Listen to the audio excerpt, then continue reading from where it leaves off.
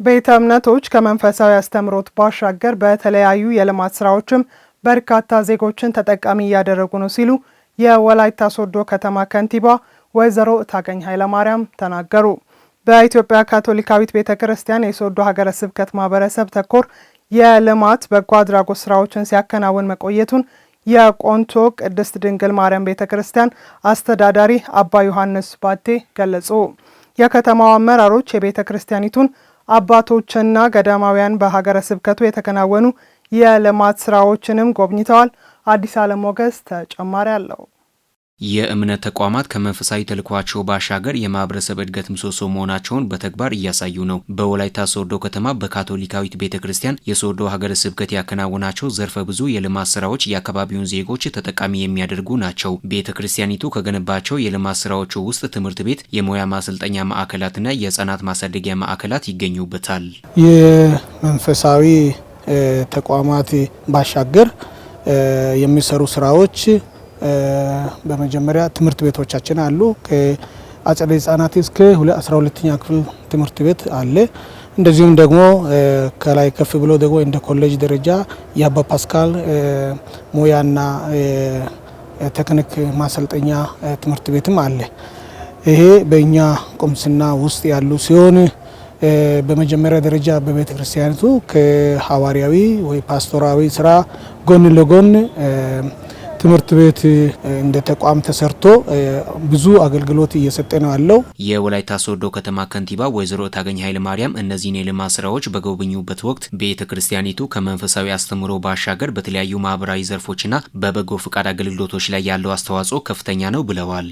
ከመጸለይ እና መንፈሳዊ አገልግሎትን ከመስራት ባሻገር እንደዚሁም ደግሞ ከልማቱ ጎን ለጎን ነው ሁሉም የእምነት ተቋማት ማለት ይቻላል በወላይታ አጠቃላይ የሚገኙት የልማት ስራዎችን በጋራ እየሰሩ ይገኛሉ።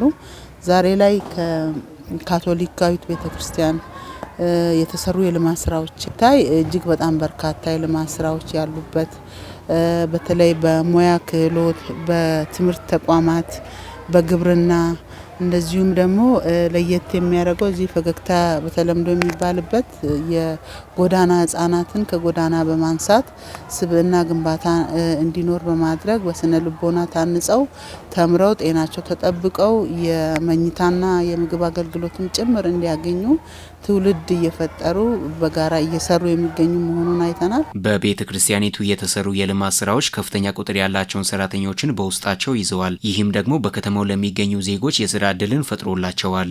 በትምህርት ቤታችን ከኬጂ እስከ 12ኛ ክፍል ያሉ ትምህርት ቤቶች ድረስ በአሁኑ ጊዜ ሰራተኞችን ያስተዳድራል። ማለትም ከቴክኒክና ሙያ ጋር ማለት ነው። እንደዚሁም ደግሞ በትምህርት ቤታችን ከኬጂ እስከ 12ኛ ድረስ ያሉ ትምህርት ቤት 2500 በላይ ተማሪዎች ይኖራሉ።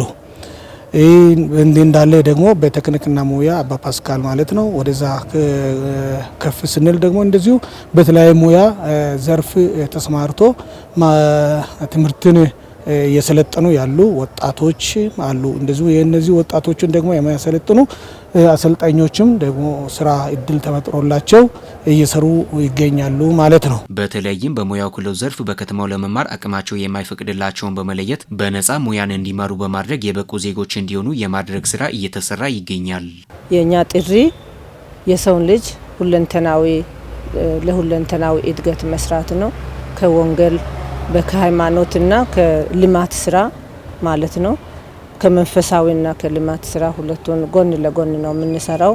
አላማው እንግዲህ እግዚአብሔርን በድሆች ማገልገል እና በዛ ነው። አሁን የምንሰጠው አገልግሎቶች በዚህ ተቋም ውስጥ የሚሰጠው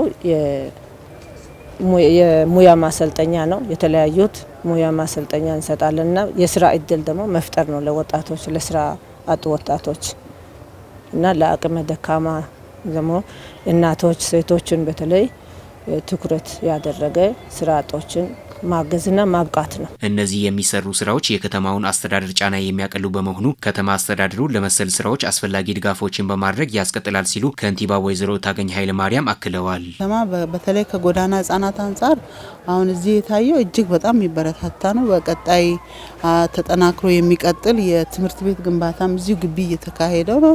ለነዚህ ህጻናት ብቻም ሳይሆን ከውጭም ጭምር ከማህበረሰቡ ጋር ተቀላቅለው እንዲያድጉም ጭምር የሚያደርግ ነው።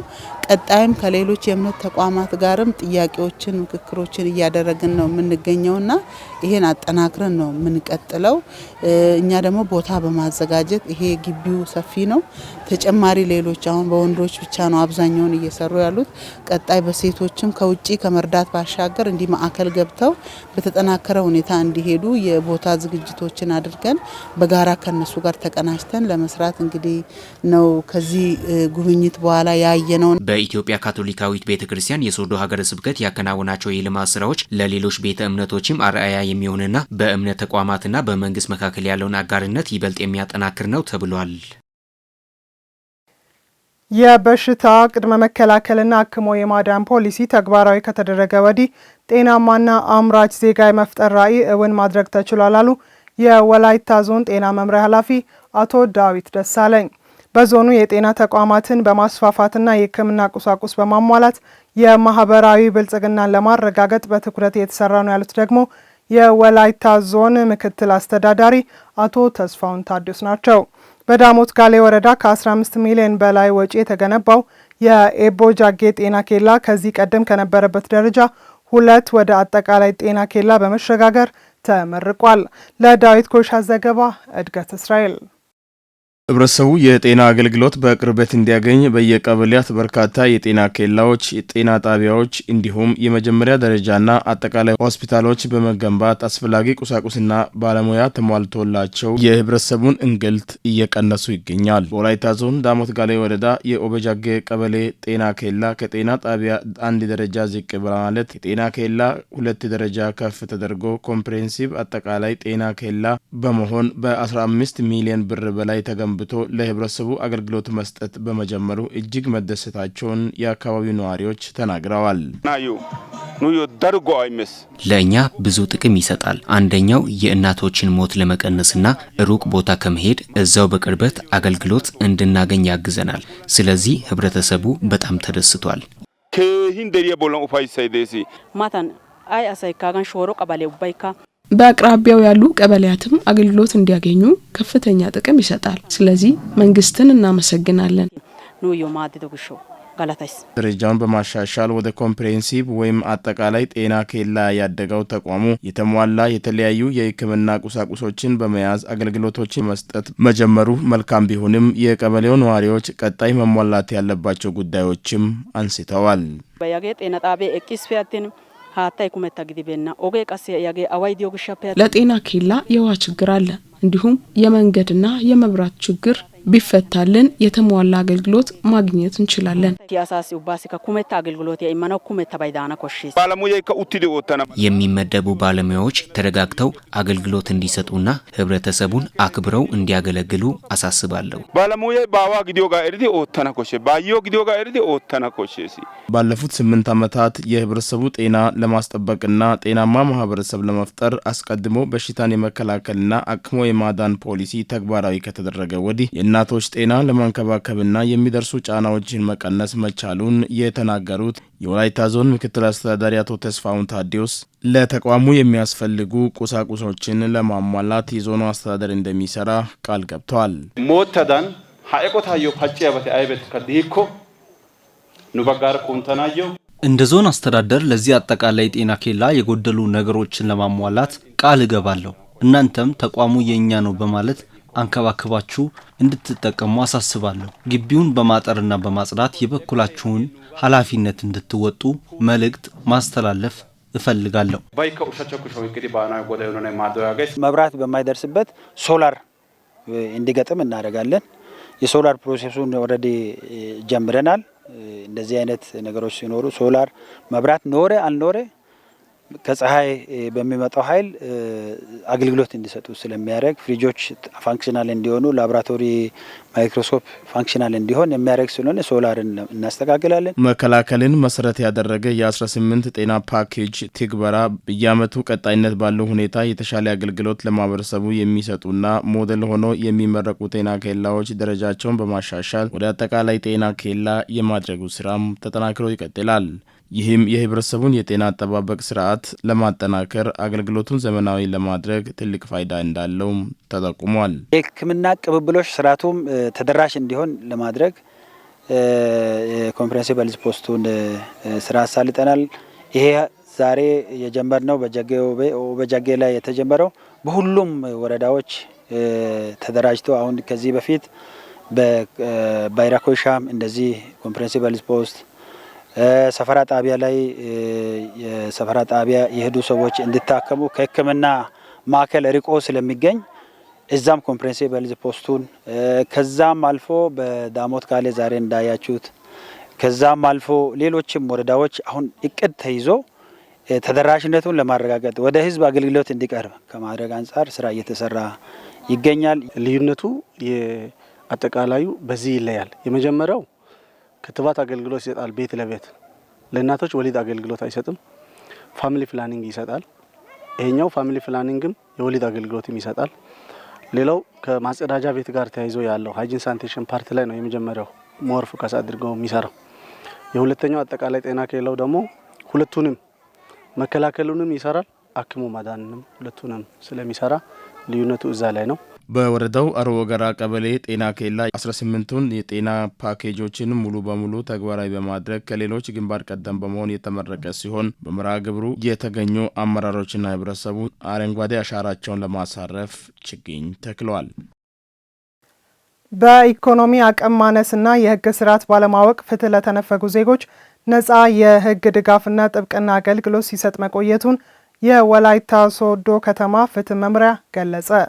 የዜጎች ሰብአዊ መብት ጥሰት ለማስቀረት ህጋዊ እውቅና በተሰጣቸው ጠበቆች አማካኝነት የፍትህ ስርዓቱ እንዳይተጓጎል በመምሪያው የሚስተዋለው የሰው ኃይልና ሎጂስቲክ እጥረቶች እየተሟሉ ነውም ተብሏል። የሰው ልጅ በዕለት ተዕለት እንቅስቃሴው በርካታ ተግባራትን ያከናውናል። በዚህ ሂደትም አለመግባባቶች ሊፈጠሩ መቻላቸው የገሃዱ ዓለም እውነታ ነው። አለመግባባቶች ሲፈጠሩ ሰዎች በራሳቸው ለመፍታት ጥረት ከማድረግ በተጨማሪ በራሳቸው ሊፈቷቸው ያልቻሏቸውን ጉዳዮች በሌላ ሶስተኛ ወገን እንዲፈታ ያደርጋሉ። እነዚህ አለመግባባቶች ከሚፈቱባቸው መንገዶች አንዱና ዋነኛው ፍርድ ቤት ሲሆን ጉዳዮችን ወደ ፍርድ ቤት ይዞ መሄድና መከራከር የህግ እውቀት ይጠይቃል።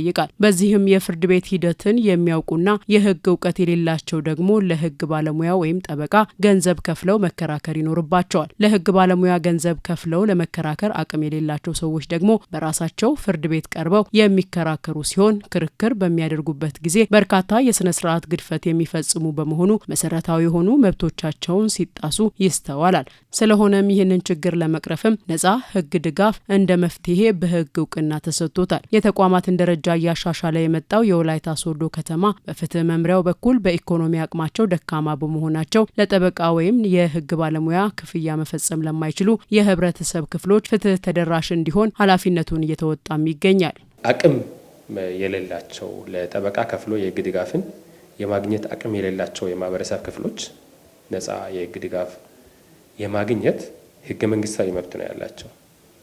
በተለይ በወንጀል በተከሰሱ ጊዜ በግልጽ የህግ ድጋፍ በመንግስት ሊሸፈንላቸው እንደሚገባ የተቀመጠ ስለሆነ ይህን መብት ከማስከበር አንጻር እኛ ጋር በሁለት መልኩ ይህንን አገልግሎት ለህብረተሰቡ ተደራሽ ለማድረግ እንሰራለን።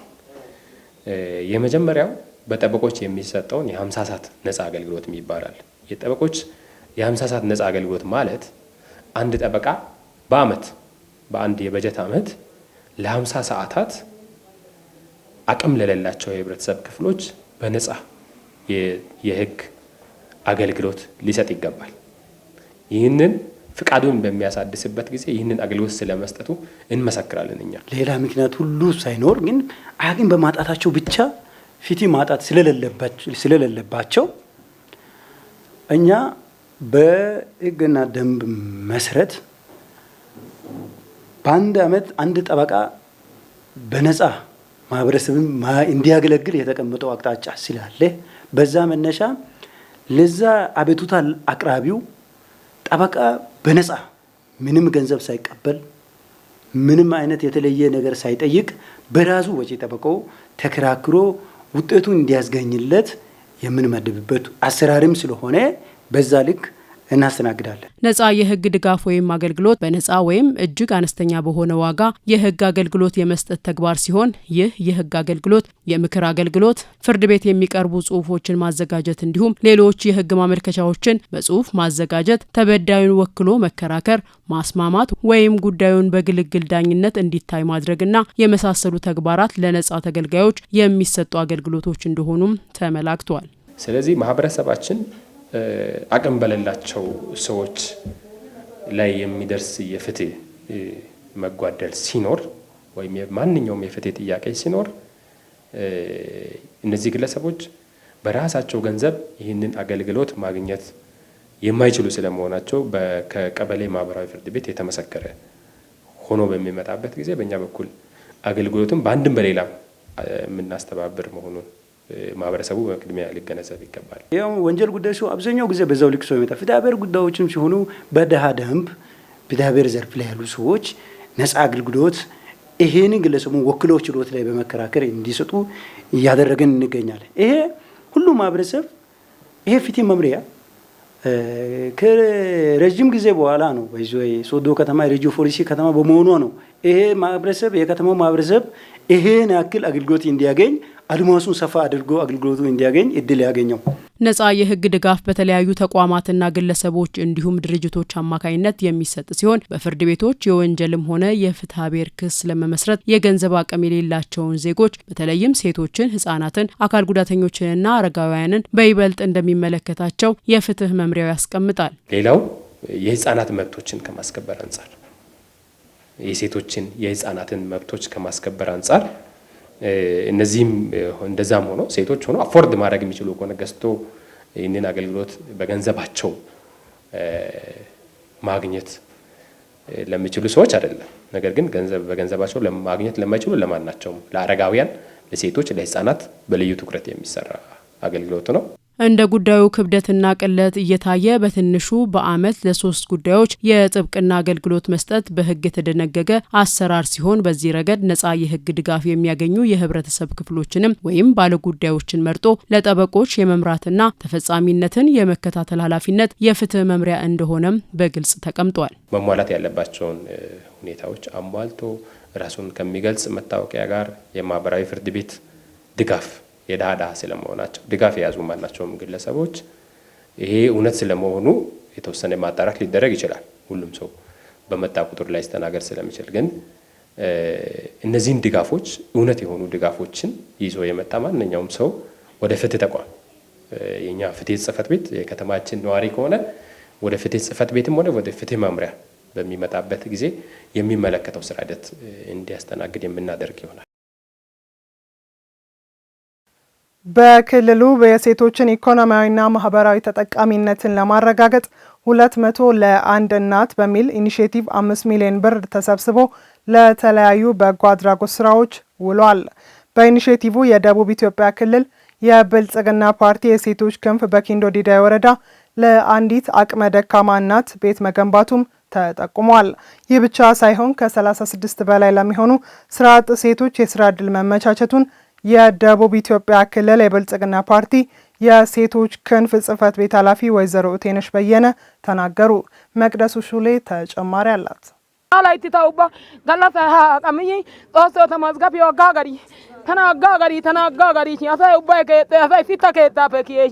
እኚህ እናት በኪንዶ ዲዳይ ወረዳ ሀላሌ ከተማ ለረጅም ዓመታት ኑሮ ለማሸነፍ የሚደግፏቸው ሳይኖር ህፃናትን ይዘው ታግለዋል። ይሁንና ሳይሳካላቸው ቀርቶ አቅማቸው ደግሞ ህመምተኛ ሆነው ቤታቸው ኢላያቸው ላይ እየፈራረሰ ነበር። ይህንን የደስታ እንባ የሚያነቡበት ዜና የሰሙት የደቡብ ኢትዮጵያ ክልል ብልጽግና ፓርቲ የሴቶች ክንፍ 200 ለአንድ እናት በሚል ኢኒሼቲቭ ቤታቸው እንደሚገነባ የተበሰረላቸው። ከዚህም በተጨማሪ በወረዳው ላሉት ስራ ላጡ ከ36 በላይ ሴቶች የስራ ዕድል የተመቻቸላቸውም ያመሰግኗቸዋል። እንጀራ ይውጣላችሁ፣ መንግስት ከፍ ይበል፣ የሚደግፈኝ በሌለኝ ጊዜ ፈጣሪ ሆይ አንተም አትራቀኝ አትርሰኝ እያልኩ መዝገቤን አንተ ግለጠው እያልኩ ነበር። ትናንሽ ልጆች ናቸው ያሉኝ እያልኩ ስጸልይ ስማጸን ነበር። ስራ አጥ ሆነን የባሎቻችንን እጅ ስናይ ነበር። ተምረን ተመርቀን ለበርካታ ዓመታት ስራ አልነበረንም። አሁን ስራ አግኝተናል። የገበያው ሁኔታም በጣም ጥሩ ነው። የምንሸጥበትም ዋጋ ጥሩ ነው። አሁን ደንበኛ አፍርተናል። ሆቴሎችም ይረከቡናል። በወላይታ ዞን የሴቶች ክንፍ በሁሉም ወረዳና ከተማ አስተዳደር ይህንን ኢኒሼቲቭ መሰረት በማድረግ የሴቶችን በኢኮኖሚ ተጠቃሚነት ለማረጋገጥ እየተሰራ መሆኑ ተመላክቷል። 36 የሴቶች ክንፍ ህብረት አመራሮች አሉ። እዛ ውስጥ ቤተሰብ አመራሮች አሉ፣ ግንባር ቀደሞች አሉ። እነሱ ደግሞ ስራጥ ናቸው። ስራጥና የቤት እማቤቶች ናቸውና እነሱን ስራ አስጀምራለሁ። እኔ ጎድን ላይ የቆሙትን ከልብ አመሰግናለሁ። በሚቀጥለው ደግሞ በዚህ ክረምትም ላይ ሲቀጥልም ደግሞ 2019 ላይ እንዲህ አይነት ስራ ለመስራትም እኔ ዝግጁ ሆኛለሁ። ዛሬ ያየሁት ነገር በጣም አስተማሪ ነገር ነው። ብዙ ነገር ነው የተማርነው። እናም ቤጎ ስራ ላይ አንድ ሴትዮ በጣም የተቸገረ ሴትዮ ነበረች። የሷን ነገር አይተን በጣም ተጨንቀን ነበር። ለሷም ያስፈልጋትን ነገር ሁሉ አድርገናል። እኛ ጋር መደን እንደዛ ለማድረግ ዝግጁ ነን። የሴቶችን ማህበራዊና ኢኮኖሚያዊ ተጠቃሚነት ለማሳደግ በክልሉ በተጀመሩ ኢኒሼቲቭ መሰረት በግብርናና በትምህርት ውጤታማ ለማድረግ ከሴቶች ክንፍ አባላት ጋር እየተሰራ ነው። እንደ ወላይታ ዞን ከ1.3 ሚሊዮን ብር በላይ በማሰባሰብ የመጀመሪያ ዙርን በቦዲቲ ከተማ የሴቶች እንጀራ መጋገሪያ ሰጥተን አሁን በኢኮኖሚ ተጠቃሚ የሆኑት ከ50 ሴቶች በላይ ቦዲቲ ላይ ያሉ አሁን ኪንዶ ዲዳዬ ወረዳ ላይ ሁለተኛ ዙሩን እያስመረቀን ያለ ነው። ይሄን ኢኒሼቲቭ የማቀጣጠያ ስራ ሰርተን በዚህ ላይ ቢያንስ ከክልሉ ጋር በመቀናጀት ክልሉም ድጋፍ በማድረግ ኢኒሼቲቭም ደግሞ የቀረጸውም ክልሉ ከመሆኑ ጋር ተያይዞ ከክልሉ ሴቶች ክንፍ ጋር በቅርበት በመናበብ በዚህ ፕሮግራም ላይ የተገዙ ግብአቶች ከ360 ሺህ ብር በላይ ሆኖ ሲያበቃ የተደረጉ ድጋፎች ደግሞ ከግማሽ ሚሊዮን በላይ የሚጠቀሱ ናቸው። በትግግዝ ብዙ ነገር ይሰራል። የእገሌ ስራ የእገሊት ስራ እምንል ከሆነ ጉልበት ያጥረናል። የሆነ ቦታ ላይ ሀሳቡ ኖሮን ውጤቱን ሃርቨስት ላናደርግ እንችላለን። ነገር ግን አንዳችን ጋር ያለውን መልካም ራዕይና ሀሳብ ከደመርን ተቀራርበን ተደማምጠን ተከባብረን ከሰራን ይሳካልናል። ስለዚህ ይሄ ዛሬ የጀመርነው የስራ ዕድል መፍጠሪያ መንገድ የተወሰነ ማሳያ ነው እንጂ በቂ ነው ብለን አንወስድም። የደቡብ ኢትዮጵያ ክልል ብልጽግና ፓርቲ የሴቶች ክንፍ ጽህፈት ቤት ኃላፊ ወይዘሮ ኢቴነሽ በየነ በክልሉ ባስጀመሩት ኢኒሼቲቭ ከ5 ሚሊዮን ብር በላይ በመሰብሰብ የተለያዩ የሴቶችን ተጠቃሚነት የሚያረጋግጡ በጎ ተግባራት መከናወናቸውን አመላክተዋል። የፓርቲ ኢኒሼቲቮች በሌማት ትሩፋት ላይ፣ በበጎ ፈቃድ ስራ ላይ፣ በአረንጓዴ አሻራ ላይ፣ በቤት ግንባታ ላይ የተማሪዎችን ቁሳቁስ መማሪያ ቁሳቁስ በማሰባሰብና በመደገፍ ማዕድ በማጋራት በመበረታታት እርስ በርስ እህትማማችነት የወንድማማችነት ትርክት በመገንባት ረገድ ግንባር ቀደም ሚና እየተወጡ መጥተዋል።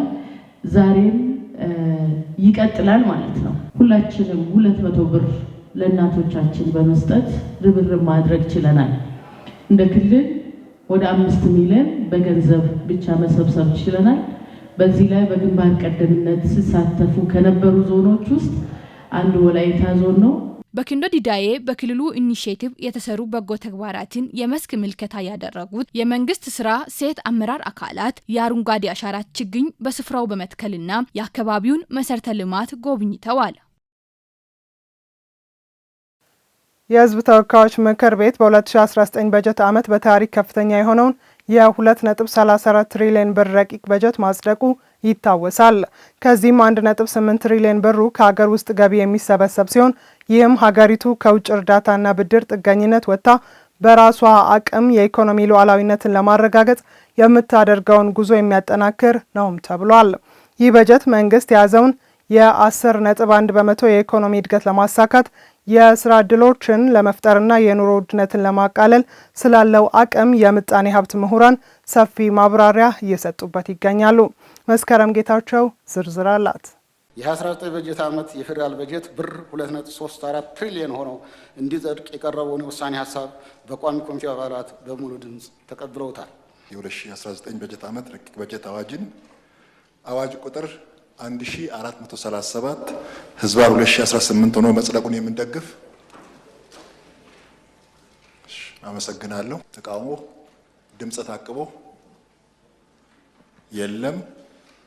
የ2019 በጀት የፕላን በጀትና ፋይናንስ ጉዳዮች ቋሚ ኮሚቴ ባቀረበው መሰረት አዋጅ ቁጥር 1437 ህዝባር 2018 ሆኖ በሙሉ ድምፅ ጸድቋል። የህዝብ ተወካዮች ምክር ቤት በሰፊው ተወያይቶ ያጸደቀው የ2.34 ትሪሊዮን ብር በጀት በሀገሪቱ ታሪክ አዲስ ምዕራፍን የከፈተና መንግስት ያቀደውን የ10.1 በመቶ የኢኮኖሚ እድገት ለማሳካት የሚያስችል ከፍተኛ መዋቅራዊ አቅም የያዘ መሆኑን የምጣኔ ሀብት ምሁራን ይገልጻሉ። በወላይታ ሶዶ ዩኒቨርሲቲ የአካውንቲንግና ፋይናንስ ትምህርት ክፍል መምህርና ተመራማሪ የሆኑት ዶክተር መሰለ ከበደ ለጣቢያችን እንደገለጹት አዲሱ በጀት ካለፈው ዓመት ጋር ሲነጻጸር የ411 ቢሊዮን ብር ጭማሪ ማሳየቱ የሀገሪቱ የውስጥ ኢኮኖሚ እንቅስቃሴና የማደግ አቅም እየጠነከረ መምጣቱን ማሳያ ነው ብለዋል። በፌዴራል መንግስት በጀት ላይ የታየው የ411